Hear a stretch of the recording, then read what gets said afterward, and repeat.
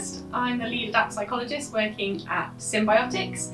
I've been working for the company now for 7 years, specialising in aviation and particularly in the assessment and selection arena. I've conducted a lot of ab initio assessments, so particularly looking at the cadet assessments that we do, and we also support lots of different cadet assessment processes for flight schools and for airlines. So I've been part of the development process of producing and developing our own internal processes for the selection and assessment, but also working quite closely with airlines and flight schools to carry out some of their on-site assessments, as well as supporting them with the online assessments that they do. So hopefully I can help answer a few of some of the questions that you might have before you start your flight training.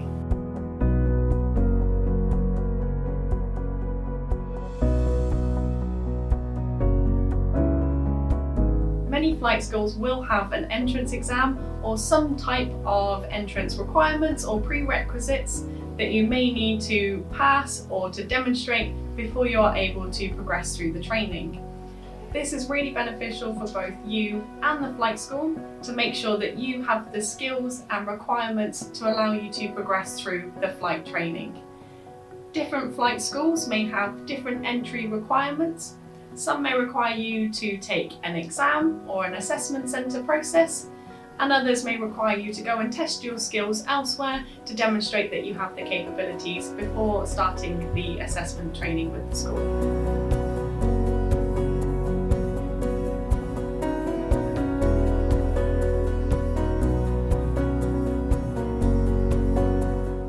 Experience a mixture of different types of assessments, so this will likely depend on the flight school, but you may experience a mixture or a blended version of different use of the tests. So this may be pen and paper, this could also be online aptitude tests, you may also have behavioural or personality questionnaires, or this could also include interviews or group exercises which could be done face-to-face in an assessment centre or virtually using remote assessment tools. You might also be expected to complete some coordination and dexterity based assessments. This could be using additional software such as joysticks or by using a flight simulator software.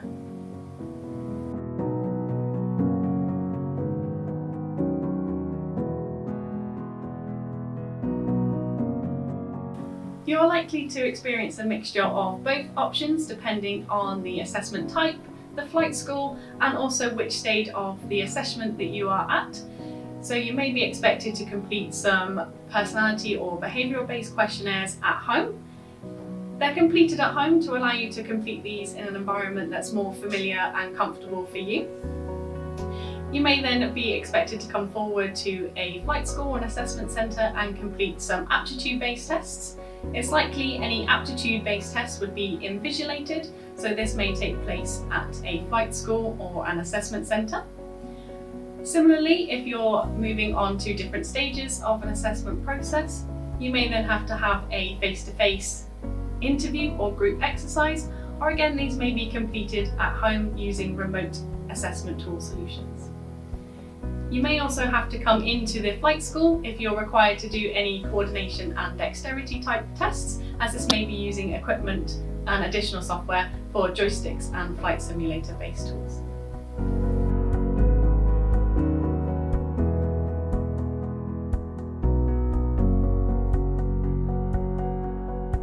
As English is the language of aviation, many flight schools will likely have the majority, if not all, of their assessments carried out in English. However, of course, this can differ per flight school or by the country that you are in, and particularly the flight training program that you might be going on to. For example, if the flight training program offers you the opportunity to develop your English as you progress through the training, some of the tests at the start may allow you to take in your native language so that you can demonstrate your skills there. However, by the time you've finished your training, you will be expected to have a really good standard of English to be able to use this effectively. Some other tests, such as personality questionnaires, may also be available in your native language to ensure the nuances of the questionnaire are effectively put through in your own language.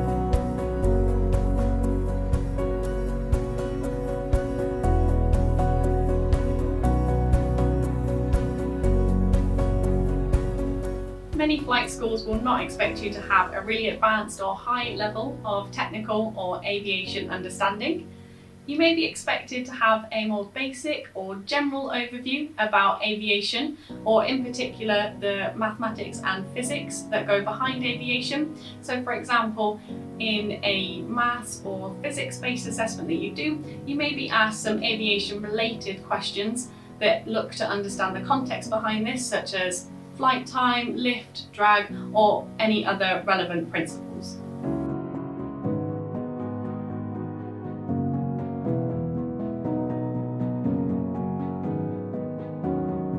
Each flight school may have a slightly different range of assessments and tests that they would like you to do, so you may experience different subjects that you'll need to revise and prepare for.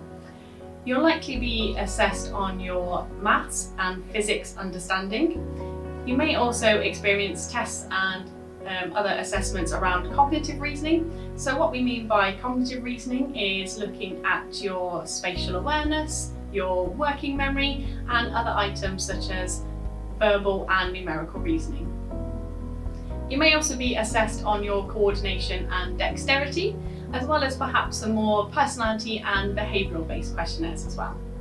With the personality and behavioural based questionnaires, it's really important that you're as open and honest as you can be during the questionnaire. Try not to try and second guess the question or try and think about what they might be asking you. What the questionnaires are for are to really understand a bit more about you, so be as open and honest as you can be.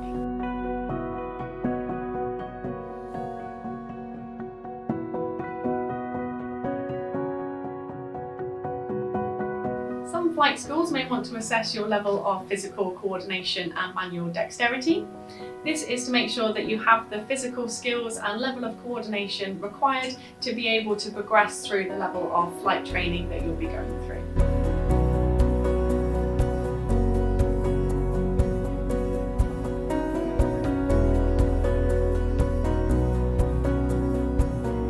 So for retaking your assessment, this is really likely going to be on some of the aptitude or skills-based tests that you will have completed. It's really unlikely that you'll be asked to retake your personality or any other behavioural or preferences-based questionnaire. This is because there are no right or wrong answers here. It's really just to understand a bit more about you. So the elements of the assessment process that you're likely to have to retake are where the flight school is looking at your skills and aptitudes that you have for flight training. With regards to the timings for the retake process, different flight schools will have different timings that they will require before you're allowed to retake your assessment, and some may not allow retakes in the same assessment program, so this can really vary. It may be some months before you're allowed to retake your assessment.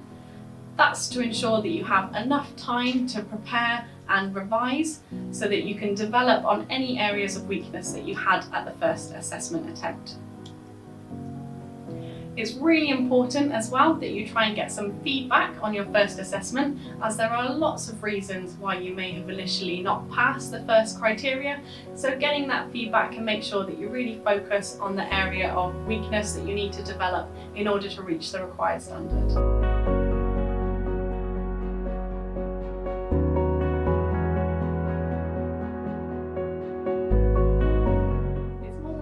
That different flight schools will differ on the limits of the amount of retakes that you can do. Some may allow you to retake as many times as you would like, whereas others may set certain limits and criteria before you can reapply again. What's really important is to try and focus on why you didn't pass your first assessment so that you can make sure that you focus on the areas of improvement for your next retake.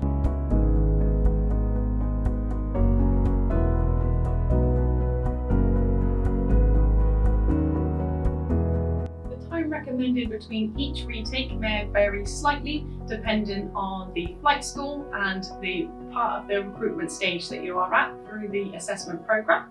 It may range from 3 months to a whole year.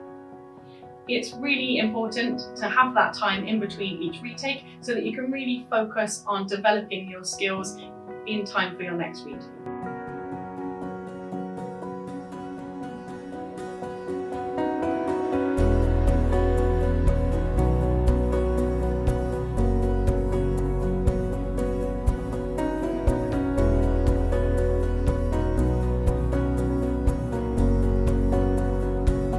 practice, preparation and research are really key here. Becoming a pilot is a huge undertaking, and it's really important that you're fully considered why you want to become a pilot to help ensure that the role is right for you. Take some time to think about the training that you'll potentially be undertaking and what some of the challenges might be for you during the training, so that you can try and think of what some of those strategies are that you're going to be able to use to overcome those challenges. This can help you prepare for any difficulties that you might face during the training and support you in managing those situations. If you are required to take an interview as part of your training or as part of the assessment process, it can be really useful to explain your motivation. So make sure that you've really thought about why this role is right for you and why you want to join this particular flight school. Try and immerse yourself in the industry as much as possible. If you're able to speak to individuals at the chosen flight school or individuals who work within the industry, try and make use of those contacts as much as you can, so that you can develop your knowledge and learn as much as possible about some of the realities of the role and of the industry and what the training is really going to be like for you. It can be really useful to practice and prepare yourself for the assessment process as much as possible, particularly if you have the time available. So this can be a range of different practice tests or practice assessment processes. So this can range from a mock interview to different online aptitude-based tests. So we as providers do offer online practice interviews as well as a range of online tests, so you can practice your maths, physics and cognitive reasoning skills. There are lots of providers available that also offer different practice areas that you can develop your skills at. It's really important that you try and do as much research as possible here, so you can make sure that the practice tests that you're doing are going to be most useful for you as you progress through the assessment selection process that you're going to be going to, that's tailored in particular to the flight school for you.